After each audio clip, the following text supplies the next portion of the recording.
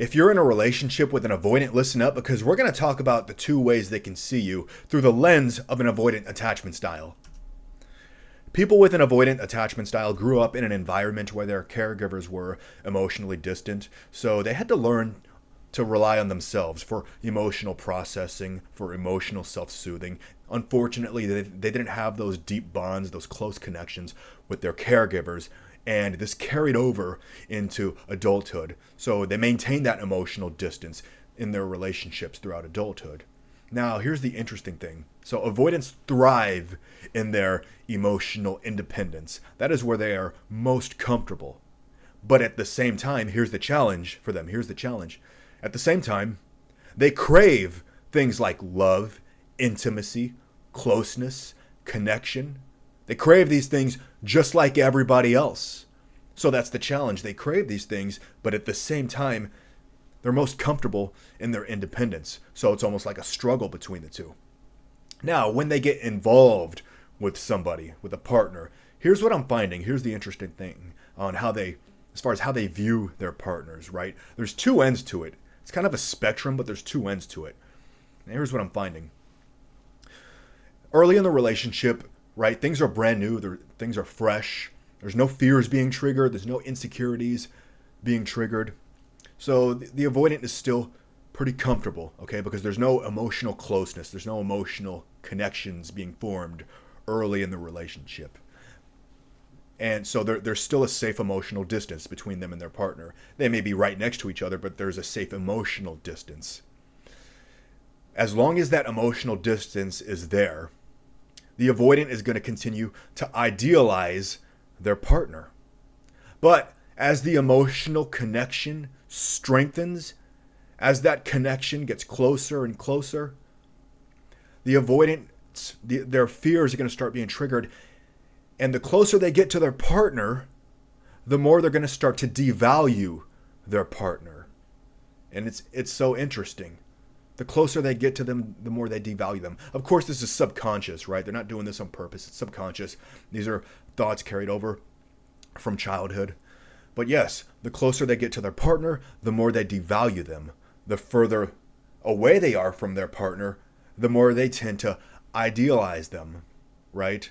So that's why early on in the relationship, when there's still that emotional distance, they'll idealize them. But then when things start getting closer, okay, then the avoidant pulls away because their fears are being triggered, okay? Their fears of abandonment are being triggered. So they're going to pull away from the relationship because they don't want to be too vulnerable, right? And this is where they start devaluing their partner because as the partner gets closer and closer, usually when the avoidant pulls away, their partner is going to chase them down, especially if you have an anxious attachment style. They'll tend to chase their avoidant partner down to try to hold on tighter. But the avoidant is just going to devalue the partner. The closer they try to get to them, the more they devalue them. And that's why you see in these videos, and I've talked about this, after a breakup, you go into this no contact phase. When there's enough separation over enough time, when there's distance, emotional distance, and you haven't contacted your avoidant ex, okay, over time, those fears are going to be settled. And now, again, they're going to start to idealize their partner. And it's so interesting, the way they can view their partner, in these two different ways, depending on the emotional proximity to their partner. The closer they are to their partner, the more they're going to devalue them. The further away they are from their partner, the more distance, the more they're going to idealize them. So it's so interesting the way an avoidant can, view their partner through in these two different ways. But I don't think this is healthy. I don't think this is very healthy. Of course, I think we know that the avoidant attachment style is an insecure attachment style. We know that. So, there is a way to heal that attachment style and work towards a secure attachment style. But again, it starts with self-awareness. They need to be self-aware and they need to start doing the work from within, right?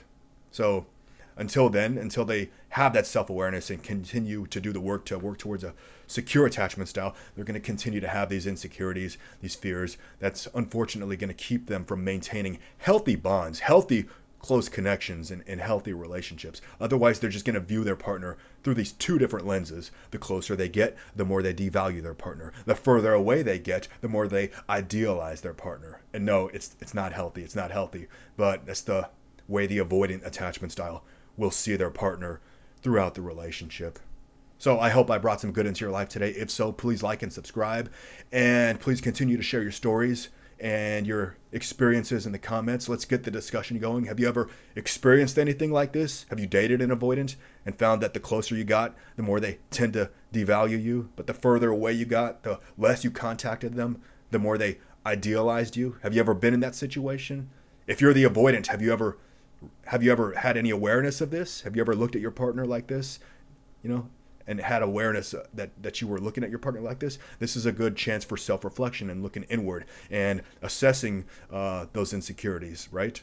So let me know in the comments if you've ever experienced anything like this that we've talked about in the video. And if you think this video might help somebody, please share it with them. Now, I talk about how the avoidance and the anxious attachment styles can actually heal each other if they're both self-aware and if they're both willing to put in the work. I talk more about that in this video right here, and it can be a beautiful thing between these two attachment styles if they both put in the work. So give that a look. And until next time, you take care. I'll see you in the next.